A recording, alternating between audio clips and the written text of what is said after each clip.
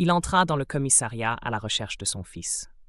Fatigué, silencieux, un peu perdu. Un homme noir dans les 80 ans, portant un manteau brun trop chaud pour ce début de printemps. Le jeune adjoint blanc qui le vit ne vit ni dignité ni passé. Il ne vit pas un homme qui avait passé sa vie à construire des maisons pour les autres. Il ne vit qu'un intrus, quelqu'un qui n'avait pas sa place dans un hall rempli d'égos polis et de néons froids. Il décida d'en faire un exemple, de l'humilier devant tout le monde. Ce qu'il ignorait, ce que personne ne lui avait dit, c'est que ce vieil homme n'était pas n'importe qui. C'était le père du seul homme à Saint-Brieuc, capable de mettre fin à sa carrière d'un mot. Le nouveau chef de la gendarmerie, Mathieu Delcourt. Ce qui suivit allait ébranler non seulement le commissariat, mais toute la ville. Parce que ce n'était pas seulement l'histoire d'un mauvais agent et d'un vieil homme, c'était l'histoire de ce qui arrive quand la justice cesse de murmurer et commence à nommer. L'adjoint s'approcha avec ce qu'il croyait être de l'autorité, la voix sèche, les gestes brusques. Il demanda ce que le vieil homme faisait là, pourquoi il traînait, s'il avait une pièce d'identité. L'homme tenta de répondre doucement, de dire qu'il cherchait simplement son fils, qu'il ne voulait déranger personne. Mais la rudesse du ton et les regards déjà tournés vers lui coupaient la voix. L'adjoint leva la main pour l'interrompre, posa 2 doigts sur son torse pour le repousser vers la porte, et lâcha, assez fort pour que tous entendent. « Ici, c'est pas la maison de retraite. » Un rire nerveux éclata quelque part dans le couloir. Une jeune stagiaire détourna les yeux. Un ancien capitaine, assis derrière son bureau, fit semblant de taper sur son clavier. Le silence s'installa, pesant, jusqu'à ce que le vieil homme baisse les yeux, recule d'un pas et sorte lentement un vieux téléphone à clapet de sa poche. Il composa un numéro qu'il connaissait par cœur. « Allô? Mathieu? Papa? Tout va bien ?» Il hésita. Il regarda autour de lui, les murs ternes, les affiches sur la sécurité routière, les visages figés. Puis il répondit, calmement, « Je suis au commissariat. Rien de grave. J'aimerais te voir. » Mathieu n'avait pas besoin d'en entendre plus. Il raccrocha. 15 minutes plus tard, une berline grise freina brusquement devant les portes. Il sortit en civil, sans uniforme, mais chaque pas résonnait comme un ordre. Quand il entra, le hall se figea. Ceux qui riaient cessèrent. Ceux qui écrivaient levèrent la tête. Il s'avança droit vers son père, lui posa une main sur l'épaule. « Tu vas bien ?» Le vieil homme hocha la tête, sans un mot. Mathieu se tourna alors lentement vers l'adjoint. Il ne leva pas la voix, il n'avait pas besoin. « Ton nom ?» demanda-t-il. L'adjoint bafouilla, perdit ses mots, jeta un regard à son supérieur hiérarchique, qui ne bougea pas. Mathieu répéta, plus bas encore, « Ton nom ?»« Durand. »« Adjoint Durand. » Mathieu hocha la tête. « Suis-moi. » Ils passèrent dans un bureau vitré. Ce qui fut dit ensuite, personne ne l'entendit. Mais on vit Durand sortir 30 minutes plus tard, Soa, pâle comme un linge, les yeux rouges. Il ne retourna pas à son poste ce jour-là, ni les suivants. La nouvelle se répandit comme une traînée de poudre. Ce vieil homme discret, que beaucoup croyaient invisible, était le père du chef. Celui qui avait construit la bibliothèque municipale, le foyer des jeunes, l'école maternelle du quartier sud. Celui qui, pendant des années, avait réparé les toits après les tempêtes, sans jamais envoyer de facture à ceux qui n'avaient rien.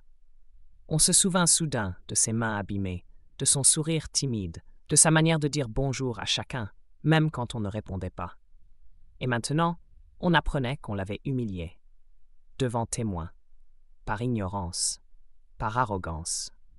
Un article discret parut dans la presse locale, mais ce furent les réseaux sociaux qui allumèrent la mèche.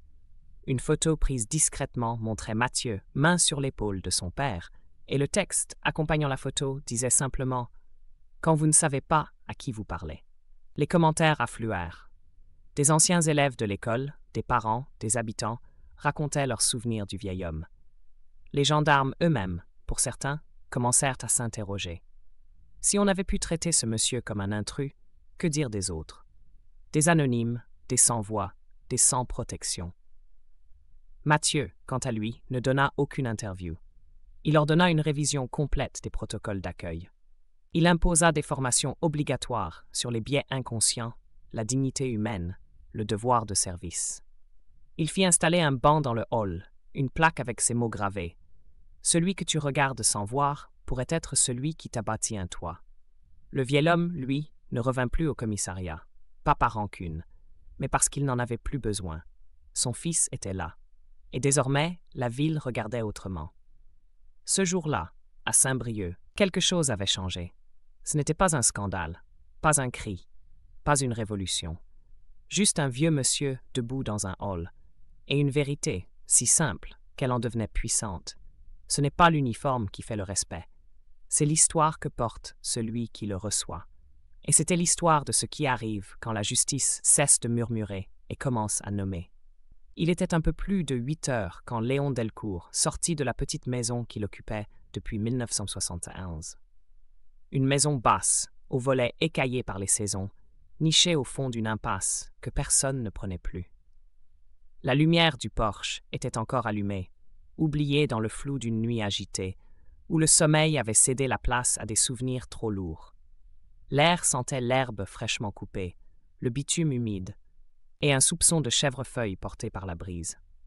La porte moustiquaire grinça en se refermant derrière lui, un grincement hésitant, presque inquiet, comme si elle aussi doutait que ce soit une bonne idée. La rue était calme, figée dans l'éveil paresseux d'un matin de printemps. Le bourdonnement régulier des cigales résonnait entre les murs défraîchis, et quelques moineaux sautaient d'un trottoir à l'autre, insouciants, agitant des miettes invisibles. Le chien du voisin, un bâtard au museau blanchi par l'âge, aboya une fois, par réflexe plus que par alerte, puis se tut, comme s'il reconnaissait l'odeur du vieil homme et lui accordait le passage. Léon portait ses plus belles chaussures. Celles qu'il avait cirées lui-même, maladroitement, la veille au soir, en s'aidant d'un torchon et de gestes tremblants. Le cuir était mal entretenu, boursouflé sur les côtés, et la semelle d'une d'elles se détachait déjà. Il avait passé une chemise boutonnée jusqu'en haut, une chemise qu'il réservait autrefois aux communions, aux enterrements, aux visites officielles. Elle était rentrée dans son pantalon, de travers, formant une bosse sur la hanche. Son manteau brun, autrefois bien ajusté, pendait maintenant sur ses épaules amaigries, comme une cape trop lourde. Les manches tombaient un peu trop bas, la doublure frottait contre ses poignets. Il n'avait pas l'allure d'un promeneur. Rien dans sa posture ne rappelait les balades matinales qu'il avait tant aimées avec son épouse, disparue 22 ans plus tôt. Il marchait d'un pas irrégulier, traînant un peu la jambe gauche, la main crispée sur la poignée de sa canne usée. Il avançait lentement, mais avec une étrange détermination. Il ressemblait à un homme en mission. Une mission que lui seul semblait comprendre, comme une urgence inscrite dans son horloge intérieure. Personne ne le vit vraiment partir. Le quartier s'éveillait doucement, les volets grinçaient à peine, les moteurs des cafetières ronronnaient derrière les murs. Certains dormaient encore. D'autres, déjà levés, ne prêtèrent pas attention à ce vieil homme qui marchait comme s'il cherchait quelque chose qu'il avait oublié de dire. Sa soignante, Manon Lévesque, était sortie juste un instant. Elle avait reçu un appel de l'école. Sa fille avait encore raté le quart scolaire, et Manon tentait de trouver un voisin disponible pour l'y emmener. Elle avait posé son téléphone sur la table de jardin et laissé la porte entrebâillée, en pensant que Léon, comme d'habitude, feuilletterait ses vieux journaux ou réécouterait des cantiques sur Radio Espérance, les doigts courants sur les cadres en bois du buffet, là où s'alignaient les mêmes photos depuis des décennies. Mais lorsqu'elle revint, tout changea en un battement de cils. La porte intérieure bâillait, la lumière du couloir oscillait faiblement, et un courant d'air léger remuait les papiers posés sur la console. Elle sentit une alerte immédiate, une tension glaciale remonter le long de son dos. Il y avait dans l'air ce silence particulier, ce vide étrange que laisse une présence disparue. Elle appela son nom. Une fois, 2 fois, rien. Elle monta à l'étage, vérifia les pièces une à une. Le lit était défait, mais pas trop. Les volets ouverts, les chaussons au pied du fauteuil. Elle descendit, vérifia le porte-clés mural. Aucune clé manquante, pas de portefeuille, pas de téléphone. Rien n'indiquait une sortie planifiée. Rien, sauf un détail qui glaça Manon jusqu'au creux de la poitrine. La canne n'était plus accrochée à son crochet habituel. Et le vieux chapeau de feutre, celui qu'il mettait uniquement pour les occasions spéciales, n'était plus là non plus. Elle sentit son estomac se nouer, son souffle se raccourcir. Une panique sourde, profonde, pas encore explosive, mais déjà brûlante. Elle ouvrit la porte d'entrée et regarda autour d'elle. Le soleil filtrait entre les branches, dessinant des taches mouvantes sur le gravier. Rien. Elle avança sur la petite allée, appelant à nouveau. Un merle s'envola d'un buisson. Puis elle vit au loin une silhouette familière, courbée, lente. Il avançait, sa canne frappant le sol à un rythme incertain. Vers la grande route, celle qui menait au centre-ville, mais aussi à la gare, au cimetière, au tribunal, et à tant d'endroits où il n'avait plus mis les pieds depuis des années. Elle comprit alors. Elle comprit sans qu'il ait eu besoin de parler, parce qu'elle connaissait ses silences, ses boucles, ses routines, ses brisures invisibles. Et ce n'était pas Léon qui l'inquiétait. C'était le monde dehors. Léon était déjà à mi-chemin sur l'avenue Rougemont. Le soleil bas traînait derrière lui, projetant une ombre longue et fatiguée qui s'étirait sur les dalles irrégulières du trottoir. Il avançait droit, lentement, sa silhouette oscillant légèrement sous le poids des années. Ses pas étaient lents mais sûrs. Comme si ses pieds, eux, se souvenaient encore de la direction, même si le reste de lui ne savait plus vraiment pourquoi. Son regard semblait accroché à un point invisible, loin devant, au-delà des toits et des arbres. Il n'y avait ni peur, ni précipitation. Seulement cette obstination tranquille, celle des anciens qui n'ont plus rien à prouver à personne. Comme s'il en avait assez d'attendre, de rester chez lui, de laisser les autres gérer. Comme si, après tant d'années de patience, quelque chose en lui avait murmuré « debout ». Il avait passé sa vie à faire confiance aux règles, aux gens, aux structures. Mais pas aujourd'hui, pas ce matin, pas quand une voix intérieure, à peine plus forte qu'un souffle, lui disait que son fils pouvait avoir besoin de lui. Il n'avait pas de preuves, pas d'appel, mais il y avait ce poids dans la poitrine, cette sensation que quelque chose n'allait pas. Et ce sentiment, Léon ne l'ignorait jamais. Les voisins ne l'arrêtèrent pas. Ils le connaissaient. Ils avaient l'habitude de le voir marcher, l'après-midi, souvent entre deux averses ou avant le journal télévisé. Mais pas si tôt. Et jamais habillé ainsi. Il portait une tenue qui parlait de cérémonie, de promesse, d'adieu. Une tenue que les vivants portent lorsqu'ils veulent être pris au sérieux. Madame Brisson, de la serre au coin, leva les yeux de ses plantations. Elle portait encore ses gants pleins de terre, un sécateur rouillé à la main. Elle fronça légèrement les sourcils, observant la démarche raide mais volontaire du vieil homme. « Tout va bien, monsieur Delcourt ?» demanda-t-elle doucement, sans oser trop s'approcher. Il s'arrêta, se tourna vers elle avec lenteur. Son visage était marqué, creusé par les ans, mais ses yeux avaient cette clarté particulière que donne l'intention. Il lui adressa un sourire, presque tendre. « Mon garçon est au poste. Je vais le voir. » Elle resta figée une seconde. Le poste? Quel poste? Elle savait que son fils était dans la police. Oui, elle l'avait entendu une fois, entre deux discussions de voisins. Mais il y avait quelque chose dans le ton de Léon, dans son calme solennel, qui la dérangea. Elle hésita, incertaine de ce qu'il voulait dire, de ce qu'il croyait faire. Mais Léon s'éloignait déjà, sa canne résonnant doucement sur le trottoir, régulier comme un métronome. Il passa devant la boulangerie au carillon défectueux, celui qui sonnait faux à chaque ouverture de porte. L'odeur du pain chaud et du beurre fondu s'échappait jusqu'au trottoir, éveillant en lui un souvenir ancien, celui de Mathieu, tenant une chocolatine dans chaque main, les joues gonflées de miettes et les yeux brillants de fierté. Léon ralentit un peu, laissa l'image remonter, puis poursuivit. Un peu plus loin, il traversa le petit parc où il avait autrefois appris à son fils à faire du vélo. Il revit le guidon trop grand, les genoux éraflés, et cette phrase répétée comme un mantra « Papa, tiens encore, vas-y, pédale !» Les bancs étaient vides ce matin. Même les pigeons semblaient l'ignorer. Il passa l'arrêt de bus, celui où ils attendaient ensemble chaque lundi matin, autrefois.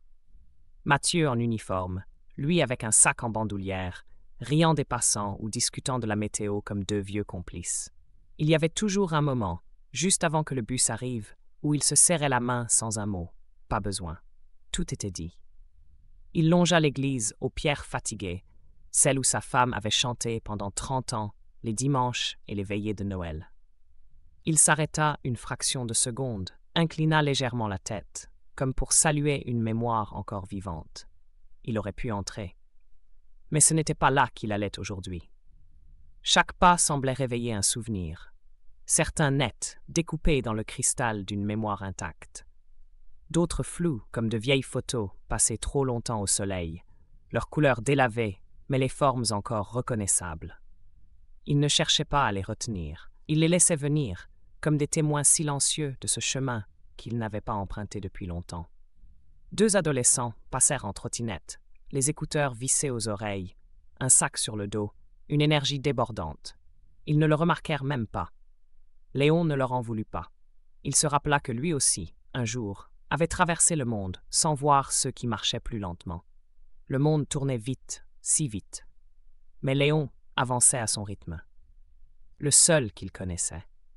En arrivant devant le nouveau commissariat, il se sentit petit. Le bâtiment, tout en verre et métal, n'était plus celui de sa mémoire. Fini les briques rouges. À la place, une structure froide, anguleuse, éclairée d'une lumière automatique qui bourdonnait doucement. Mais il entra quand même, parce que quelque part derrière ces murs, son fils travaillait. Et Léon n'avait jamais été aussi fier. À l'intérieur, l'adjoint Hugo Bernier était assis à l'accueil, les yeux rivés sur son téléphone. Le hall était calme, un couple attendait pour des empreintes. Un jeune homme faisait les 100 pas près du distributeur. Rien d'urgent, rien qui comptait. Bernier ne leva même pas les yeux lorsque Léon entra. Le vieil homme s'arrêta, observa les lieux, puis s'approcha du comptoir. « Excusez-moi, monsieur, » dit-il doucement. Aucune réaction. « Monsieur » répéta-t-il. Bernier leva enfin les yeux. Il vit les pantalons repassés, la canne, la chemise propre, mais rien qui commandait le respect. « Vous voulez quoi » demanda-t-il sèchement. « Je cherche mon fils, le chef Delcourt. » Bernier plissa les yeux. « Vous dites que le chef est votre fils ?» Léon hocha la tête, avec un petit sourire. « Il m'a dit un jour, si quelque chose clochait, je devais venir. Alors me voilà. » Bernier se pencha en arrière. « Vous ne pouvez pas rester ici. »« Je ne veux pas causer de soucis. Je cherche juste mon garçon. »« Ici, ce n'est pas une salle de réunion familiale, » répliqua Bernier. « Vous ne pouvez pas entrer et demander les gens comme ça. » Léon recula d'un pas. « Je peux attendre ici. »« Non, vous ne pouvez pas. » Le ton monta. Des têtes se tournèrent. Léon regarda vers un couloir. « Il est là-bas, n'est-ce pas ?»« N'approchez pas du couloir, » prévint Bernier. Léon fit un pas, un simple glissement. Et ce fut suffisant. Bernier se redressa brusquement. « Encore un mouvement, et j'appelle du renfort. »« Inutile, » murmura Léon, « je fais que patienter. » Mais Bernier ne patienta pas. Il franchit le portillon comme un homme pressé d'écraser quelqu'un. Le silence tomba. Un bébé pleura. Une femme serra son enfant contre elle. Léon ne bougea pas.